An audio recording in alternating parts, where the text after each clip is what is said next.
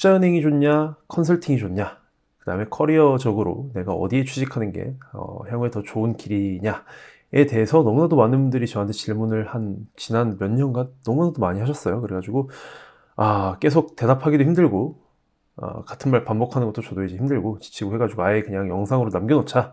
누가 저한테 물어보면 이제 바로 이 영상 토스해 주려고 그런 목적으로 지금 영상을 만들고 있는 거고요. 겸사겸사 한번 정리해보고 싶기도 했어요. 그래가지고 Q&A 리스트를 이렇게 쭉 정리를 했습니다.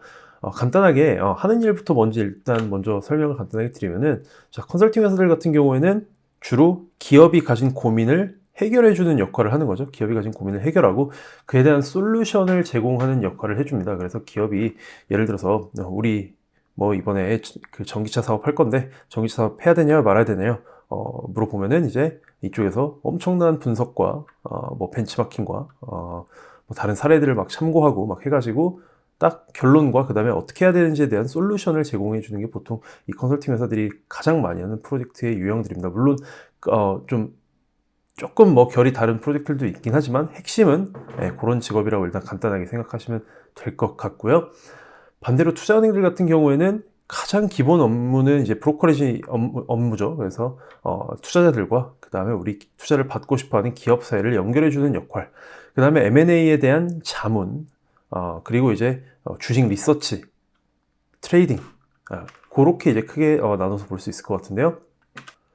뭐 우리가 들어본 이름들, 뭐 특히 뭐 골드만삭스, JP모건, 모건스탠리 이런 우리 경제신문이나 뉴스기사나 이런 데서 이제 자주 나오는 이름들은 주로 이제 우리 외국계 투자은행 혹은 외국계 증권사라고 불러도 됩니다. 그러니까 투자은행 이퀄 증권사라고 생각하셔도 무방할 것 같고요. 국내에서는 XX 무슨 증권 들어간 회사들은 다 이 투자은행이라고 보시면 될 것 같습니다. 그래서 참고로 무슨 자산운용 이런 회사 말고 무슨 증권 들어간 회사들이 주로 투자은행 혹은 증권사 각 비슷한 업무를 가지고 있는 회사들이라고 보면 될 것 같아요. 자, 근데 일단 뭐부터 하면 되겠 4번, 5번 먼저 질문 드릴까요? 대답 드릴까요? 어디가 더 잘 성장할 수 있고 배울 점이 많은가? 그리고 결과적으로 어디가 더 엑시트 옵션이 좋은 곳이냐? 진짜 좋은 질문인 것 같은데요. 여러분들께서 향후에 어떤 일을 하고 싶냐에 따라서 사실은 어느 쪽이 더 맞다라고 할 수 있을 것 같아요. 자, 이쪽은 아까도 말씀드렸지만 뭔가 그 솔루션을 제공한다 그랬잖아요. 여기는 뭔가 해결책을 제공해 줘야 되는 거고, 사실 이 투자은행들은 자문하는 역할이긴 하지만 그러니까 솔루션을 제공한다라기보다는 현 상태에 대한 예리한 분석을 통해 가지고 어떤 투자 의견을 주는데 여기는 이제 좀 특화되어 있다고 보면 될 것 같습니다. 이쪽은 그러니까 투자에 대한 의견이나 분석을 많이 하게 되는 거고요. 이쪽은 경영 전략 전반에 대한 분석을 많이 하게 됩니다. 신사업, 신제품, 신시장에 대한 진출, M&A 등등등 뭔가 기업이 가지고 있는 전략에 대한 고민들을 하기 때문에 아무래도 여러분들께서 나중에 여기 뭐 평생 다니실 게 아니고 나중에 내가 만약에 사업을 하겠다, 아니면 내가 대기업에 들어가겠다, 전략실에 들어가겠다, 스타트업에 들어가겠다, 그럼 당연히 경영 쪽을 위주로 파는 컨설팅 회사에 취직하시는 게 좋고, 내가 만약에 나중에 투자가가 되겠다, 내가 투자 전문가가 되거나 뭐 자산운용사, 헤지펀드, 사모펀드 이런 데 가서 투자 전문가가 되겠다 하면은 이쪽 증권사나 투자은행을 가시는 게 당연히 맞는 순서라고 보여집니다. 하지만 둘 다 어찌됐든 간에 주로 하는 업무가 비즈니스적인 고민을 하고 그 다음에 그런 분석을 하고 그런 일이기 때문에 사실 투자은행에 있다가 뭐 스타트업이나 이쪽도 잘 가시고요. 컨설팅에 있다가 사모펀드나 이쪽으로 오시는 경우도 심심찮게 많이 볼 수 있습니다. 근데 어디가 조금 더 쉽냐라고 했을 때는 투자은행이 조금 더 나중에 향후 옵션들이 조금 더 많이 열려있는 편입니다. 사실 사모펀드들이나 여러 가지 펀드들은 정말 모두가 선망하는 직업이라고 볼 수 있죠. 어떻게 보면 저는 개인적으로 별로 일하고 싶지 않은 그런 게 있긴 하지만 어쨌든 굉장히 많은 분들이 선망하는 그 자리인데, 주로 어쨌든 투자에 대한 그런 고민을 해본 사람들을 뽑는 걸 당연히 선호를 합니다. 그래서 이쪽으로 가실 분들은 사실 컨설팅을 가시는 것보다는 투자은행에서 가는 게 편하시고, 일반 기업들이나 그 다음에 뭐 스타트업들이나 사업은 사실 누구나 할 수 있는 거죠. 특히 사업은 누구나 할 수 있는 거고, 스타트업도 외국계 뭐 투자은행에서 온다 그래서 뭐 마다하진 않겠죠. 스타트업도 갈 수 있고, 뭐 그다음에 대기업 전략실 혹은 뭐 네이버나 카카오 같은 그런 전략실 뭐 투자팀 이런 데도 다 갈 수 있기 때문에 사실 투자은행이 조금 더 이직의 폭, 엑시트 옵션은 제가 더 넓다라고 말씀드리고 싶고, 마지막으로 또 어떤 게 있냐면요. 만약에 여러분들께서도 투자은행도 가고 싶고 컨설팅도 가고 싶다. 나는 둘 다 가겠다라고 하는 뭐 대학생분들이나 아니면 지금 현재 이쪽에서 일하고 계신 분들 보면은 투자은행에서 컨설팅 가기는 상대적으로 수월한 편이에요. 왜냐하면 컨설팅은 조금 더 다양한 직업군에게 이렇게 문을 열어놓는 편이거든요. 그래서 이쪽에서 이쪽으로 가는 경우는 그래도 조금 사례가 많은 편인데, 컨설팅에서 뭐 외국계 IB로 간다든지 이런 것들은 상대적으로 훨씬 더 어려운 편입니다. 그래서 약간 둘 중에 어디가 더 좋냐 잘 모르겠으면 투자은행 쪽이 조금 더 저는 점수를 높게 주고 싶습니다. 일단 그렇게 정리해 볼 수 있을 것 같고요. 어디가 더 잘 성장할 수 있고 배울 점이 많은가요? 배우는 내용이 조금 다르긴 한데 둘 다 솔직히 말하면 여러분들께서 뭐 일반 대기업이나 다른 회사들 가는 것보다는 진짜 2배, 3배 빨리 성장할 수 있습니다. 여러 가지 이유가 있지만 일단 주변에서 일하는 사람들이 굉장히 똑똑하고 배울 점이 많은 사람들이 많고요. 그 다음에 하는 프로젝트나 어떤 생각하는 그 레벨 자체가 되게 높은 레벨에서 이제 의사결정하는 레벨에서 고민할 일들이 많다 보니까 아무래도 성장을 많이 할 수 있고, 그 다음에 무엇보다 근무 시간이 2배, 3배죠. 다른 회사들에 비해 슬픈 일이긴 한데 근무를 막 2배, 3배 하니까 당연히 성장도 2배, 3배 빨리 하겠죠. 공부하는 시간이 2배, 3배인 거죠. 다른 사람들에 비해서 성장을 빨리 할 수밖에 없는 조건입니다. 이런 회사들은. 개인적으로는 같이 일해봤던 사람들 중에 어디가 더 뭐랄까요, 뭔가 똑똑하고 나중에 일 잘할 것 같고 사업 잘할 것 같고 돈 잘 벌 것 같고 그런 느낌을 준 사람들은 솔직히 컨설턴트들이 저는 개인적으로 조금 더 그렇다라고 생각합니다. 물론 저는 이제 BCG나 MBB 사람들을 물론 많이 보긴 했지만 어쨌든 전체적인 느낌은 저는 그렇게 받았어요. 사실 일 자체는 이쪽도 다들 기가 막히게 합니다. 일 자체는 업무 능력이나 이런 것들, 그 다음에 사람을 대하는 능력, 센스, 뭐 다 거의 뭐 초능력자들이죠. 진짜 일 잘하고 하는데요. 그래서 개인적으로 저는 조금 더 컨설턴트들이 어차피 1, 2년 차이 때는 다 똑같고요. 뭐 10년, 20년 된 분들 보면은 컨설턴트들이 더 오래 하신 분들 보면 조금 더 전문성도 있어 보이고요. 조금 더 제 기준에서는 멋있다라는 느낌을 많이 받습니다. 지극히 제 개인적인 의견이고, 그 다음에 당연히 통계적인 쏠림 현상이 있을 수 있는 거죠. 저는 뭐 본 사람들을 다 본 건 아닐 테니까요. 어쨌든 그런 느낌을 받고요. 그 다음에 연봉이랑 워라벨. 일단 연봉 같은 경우는요, 둘 다 사실 잘 주는 편이죠. 특히 이제 외국계 투자은행들, 그 다음에 여기 빅3 같은 경우에는 뭐 거의 억대 연봉, 지금 신입 초봉이 거의 억대 이제 갔을 거예요. 저 대학생 때만 해도 억대 연봉까지는 아니었는데, 외국계 뭐 IB야 뭐 억대 연봉이었죠. 근데 빅3는 그렇지 않은데 이제 거의 억대 연봉에 근접한 걸로 알고 있고요. 그리고 이제 그 밑에 이제 티어로 이렇게 내려오면은 조금씩 이제 연봉이 이제 낮아지는 게 사실이죠. 예를 들어 뭐 국내 증권사들 같은 경우에는 뭐 국내 대기업들보다 뭐 더 받는 회사들도 있고 뭐 덜 받는 회사들도 있는데 거기서 이제 플러스 마이너스라고 생각하시면 될 것 같고, 그다음에 뭐 글로벌 전략 펌들, 글로벌 기타 펌들 대기업보다는 조금 더 잘 받겠지만 그래도 막 엄청난 수준은 아니다. 왜냐면 여러분들 생각해 보시면 이분들은 일을 2배, 3배 한다니까요. 그러니까 사실 시급으로 나눠서 이제 생각을 해보면 그렇게 많이 받는 건 아니다. 그렇게도 생각을 해보실 수 있고, 대신에 이제 그게 중요한 게 아니죠. 그게 중요한 게 아닙니다. 초봉이 중요한 게 아니라요. 이분들은, 여기 사람들은 사실 인상률이 엄청나게 빠르죠. BCG나 뭐 맥킨지나 베인 같은 경우에는 뭐 3년, 4년 차, 그 정도 넘어가면은 연봉이 거의 2배 가까이 가요. 2배 가까이 간다라고 보면 되고, 외국계도 마찬가지예요. 3년, 4년 해서 애널리스트에서 어쏘로 이렇게 다는 그 순간에 연봉이 거의 뭐 2배 이렇게 확 점프를 합니다. 그러면은 이게 점프하는 베이스가 뭐 1억에서 점프를 하기 때문에 뭐 2억, 3억도 쉽게 이렇게 올라갈 수 있는 게 있고, 그리고 또 그게 중요한 게 아닙니다. 10년, 20년 뒤에 연봉을 생각해 보면은 당연히 대기업이나 이런 데 가시는 것보다는 훨씬 더 포텐셜이 많은 게 사실입니다. 뭐 사업을 따로 하시는 게 아니라고 한다면은 굉장히 높은 포텐셜을 가지고 있고요. 뭐 컨설팅 같은 경우에 파트너급이 되면 외국 같은 경우에 이제 VP, 부사장급이나 어떤 그 파트너급이 된다라고 한다면은 그때부터는 또 인센티브나 스톡 옵션이나 이런 것들도 주기 때문에 몸값이 이제 굉장히 높다라고 볼 수 있을 것 같아요. 그래서 그런 점에서는 둘 다 메리트가 있다. 조금 더 많이 주는 건 투자은행 쪽이, 외국계 기준으로는 투자은행이 조금 더 많이 주지만 뭐 초봉이 그렇게 중요하진 않다라고 말씀드리고 싶고요. 대신에 워라밸은 정말 극악입니다. 워라밸은 극악이에요.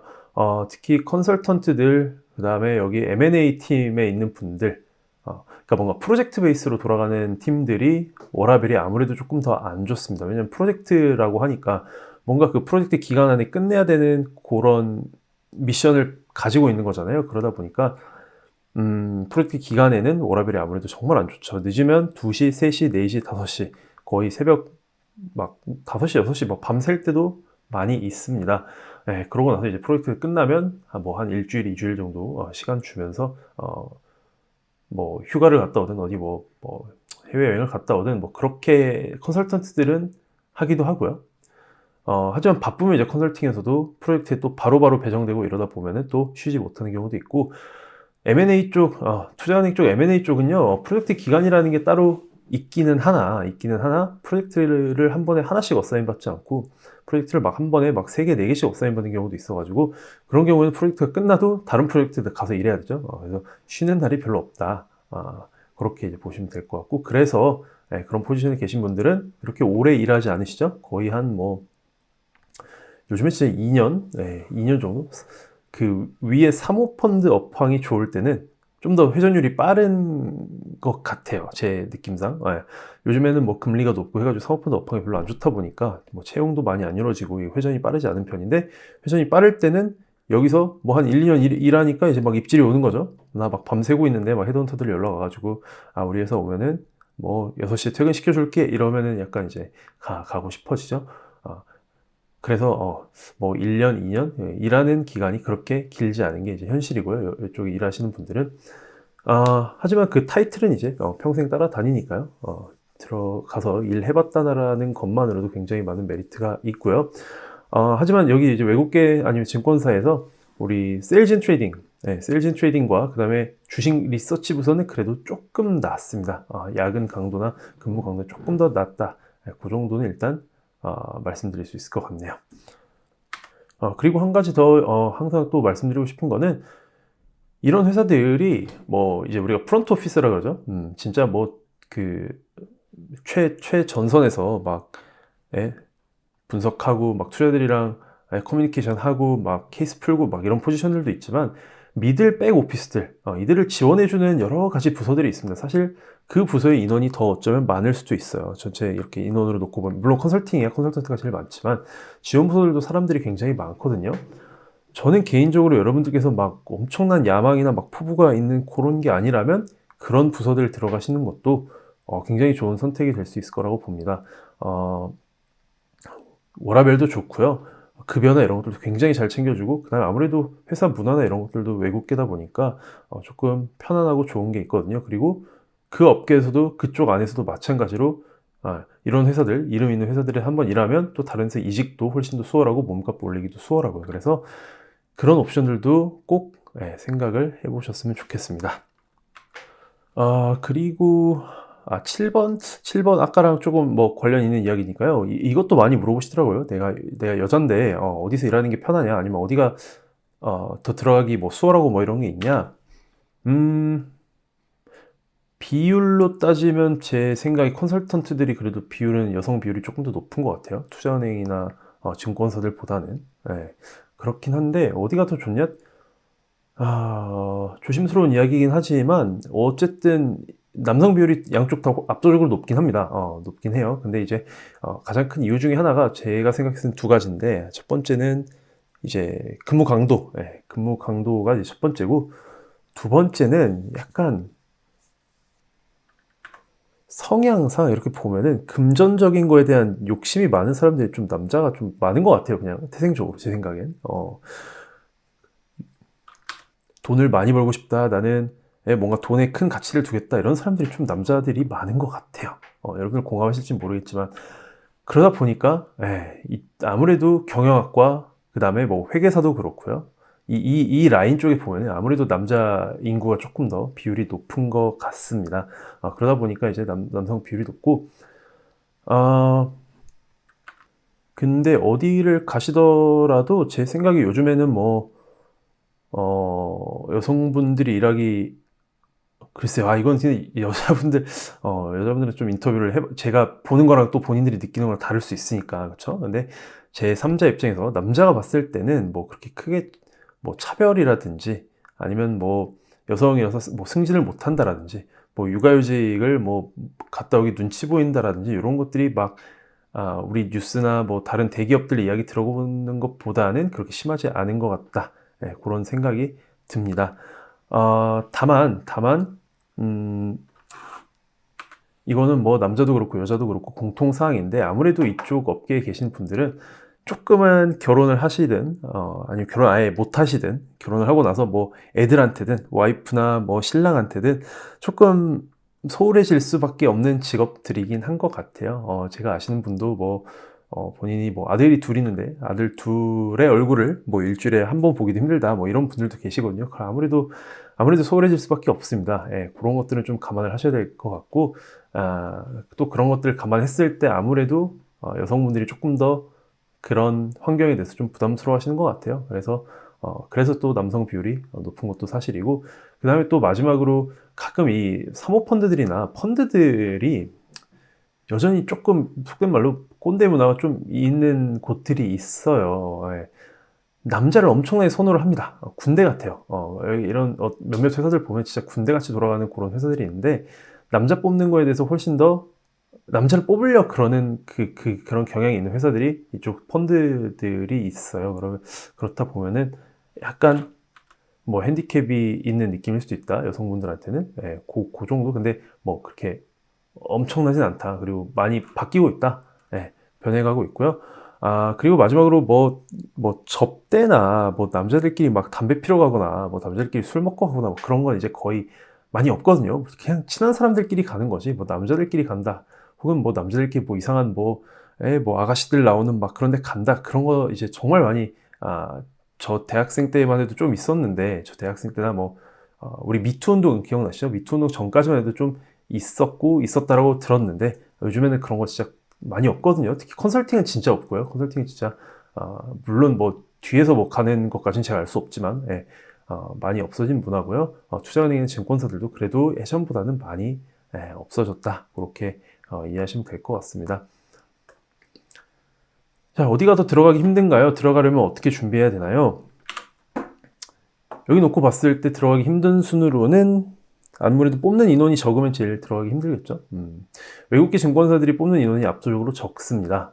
예를 들어서 외국계 M&A 팀의 주니어 애널리스트는 뭐 한 회사당 뭐 두세 명밖에 없을 수도 있어요. 두세 명밖에 없을 수도 있고, 그러면은 1년에 뭐 한 명, 두 명 이렇게 뽑는 거죠. 한 부서당. 외국계 같은 경우에는 부서가 뭐 세일즈 앤 트레이딩 리서치 뭐 IB 해가지고 뭐 부서가 3개라고 치면은 1년에 뭐 해봐 많아야 5명 뽑는 거죠, 이쪽은. 물론 이제 국내 증권사들은 좀 뽑는 인원이 훨씬 더 이제 많고요. 거기 몇 배 되는 거고요. 컨설팅 펌들은 지금 2024년 기준으로 한 해에 한 2-30명 요즘에 뽑는 것 같아요. 2-30명이고, 한창 많이 뽑을 때는 뭐 50명까지 뽑고, 적게 뽑을 때는 뭐 10명 이렇게 뽑기도 하는데, 그래도 여기보다는 낫죠? 여기보다는 낫습니다. 좀 수월한 편이고, 상대적으로는. 그래도 어쨌든 들어가기 굉장히 힘든 회사들이고, 이 밑에 쪽으로는 그래도 회사가 많기 때문에, 그리고 여긴 써놓지는 않았지만 투자은행 준비하시다가 국내 증권사 가셔도 되고, 아니면 글로벌 회계법인들 들어가시는 것도 방법이죠. 이쪽에도 다 딜팀, M&A 팀이 있고, 그 다음에 재무 자문해주는 파스 팀들이 다 있기 때문에 그런 쪽으로 이제 선회하셔서 이제 면접 보시는 분들도 계십니다. 근데 어쨌든 결과적으로 난이도로 보면은 외국계, 그 다음에 빅3, 그 다음에 뭐 나머지가 될 것 같네요. 그럴 것 같고, 들어가려면 어떻게 해야 되냐면요. 일단 좋은 대학을 나오셔야 됩니다.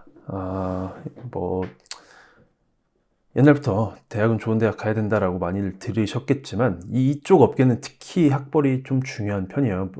특히 어디가 더 중요하냐면 컨설팅은 진짜 학벌이 많이 중요한 편이라고 볼 수 있을 것 같습니다. 실제로 가보셔도요, 서울대, 연고대, 그 밑으로는 특히 빅3에서는 조금 흔하지 않아요. 서울대, 연고대 혹은 해외대 그렇게 많이 뽑는 편이에요. 이런 것들 다 고객들한테 어쨌든 비전문가가 어떻게 보면 컨설턴트들은 막 물론 전문가분들도 많이 계시지만 어떻게 보면 제너럴리스트가 기업에 가가지고 그들한테 조언을 해주는 포지션이고, 그다음 조언도 누구한테 해주냐면 뭐 회장님들, 뭐 상무님들, 임원진들한테 조언을 해주는 역할이잖아요. 근데 그 임원진들도 다 배우고 똑똑하신 분들인데 뭐 20대 막 20대 후반 30대 초가 대학도 막 이상한 데 나온 애가 막 가가지고 조언해 줄 수 없겠죠. 예, 그게 어렵기 때문에 이쪽은 아무래도 학벌을 좀 많이 보는 편이고요. 투자은행들 이쪽도 마찬가지예요. 상대하는 사람들이 되게 또 하이 레벨의 사람들 많이 상대해야 되고, 그러다 보니까 여기도 학벌 많이 보고, 특히 그래서 학벌 중요하고요. 그다음에 두 번째는 제가 봤을 때 면접 준비를 하셔야 되죠. 면접 준비를 하셔야 되는데, 일단 이력서에서 통과를 하시려면은 요 회사들에서 이제 인턴을 해본 경력이 있으셔야 돼요. 그래서 인턴 경력을 쌓아야 되고, 근데 인턴에 붙으시려면 또 면접 준비를 어차피 하셔야 되죠. 그러니까 인턴 준비, 면접 준비 이 두 가지 트랙을 같이 하셔야 되는데, 면접 준비 같은 경우에는 어떤 것들이 나오냐? 우리 투자은행 같은 경우에는 회계적인 것과 크게 이제 두 가지로 나눌 수 있을 것 같아요. 회계 재무 지식. 그래서 지식적인 걸 물어볼 수도 있고요. 두 번째로는 주식에 대해서 스탁 피치나 이런 것들이 나올 수 있는데, 어쨌든 그 두 가지 면접 준비를 이제 잘 하시는 게 중요합니다. 그래서 뭐 저희 커리큘럼이 사실 요거 가르치는데 이제 특화되어 있는 거죠. 스탁 피치 하시고, 그 다음에 재무 모델링 하시고, 그 다음에 그거 이제 가지고 막 스탁 피치하고 막 테크니컬 인터뷰 준비하고 그런 이제 수업들 저희가 하는 거고, 컨설팅도 마찬가지입니다. 이쪽은 좀 다른 면접이 나오는데 케이스 인터뷰 혹은 게스티메이션이라 그래서 이쪽 같은 경우에는 어떤 모의 케이스를 줍니다. 모의 모의 상황을 하나 줍니다. 그래가지고 그 상황에 맞게 조언을 해주는 숙제를 내주고요. 면접 시간 동안에 그걸 이제 해결하는 능력을 이제 보는 그런 테스트가 준비가 되어 있습니다. 케이스 인터뷰라고 부르고요. 여기도 마찬가지로 저희 수업 일단 하고 있죠. 이쪽도 수업을 하고 있습니다. 그래서 그렇게 준비해 주시면 되고요. 가장 그렇게 준비했을 때 어떤 방법이 효율적인 방법이냐? 여러분들께서 대학생이라고 하신다면은 뭐 이런 수업 같은 거 들으시는 것도 좋지만 학회에 들어가시는 걸 항상 추천을 드립니다. 학회 들어가서 나랑 뜻이 비슷한 사람들이랑 같이 모여가지고 면접도 준비하고, 그다음에 정보도 공유하고, 서로 뭐 인턴 자리나 이런 것들 나면 서로 데려가기도 하고, 학회 들어가시는 걸 가장 추천드리고요.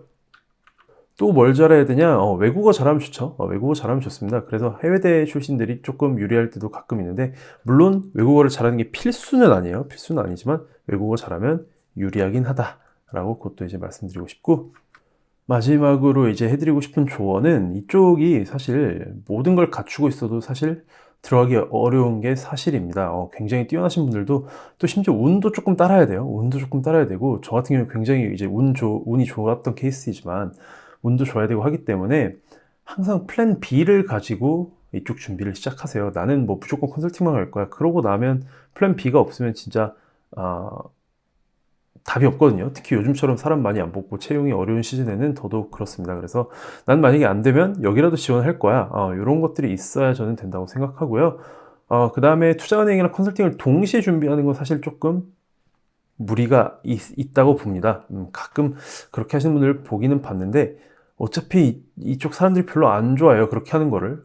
이력서에서도 안 좋아하고 면접 가서도 조금 그렇게 좋게 보진 않거든요. 뭐 이렇게 왔다 갔다 하는 사람들을. 그래가지고 경력직일 땐 다른 이야기인데, 신입 때 인턴 막 여기저기서 하고 막 이런 거는 그렇게 선호하지 않을 수 있어요. 그래서 개인적으로는 둘 중 하나를 타겟하되, 거기 안 됐을 때 이제 플랜 B를 준비해라. 근데 플랜 B가 둘 중에 하나면 안 되겠죠. 좀 다른 플랜 B를 준비해라. 그거까지 이제 말씀드리고 싶습니다.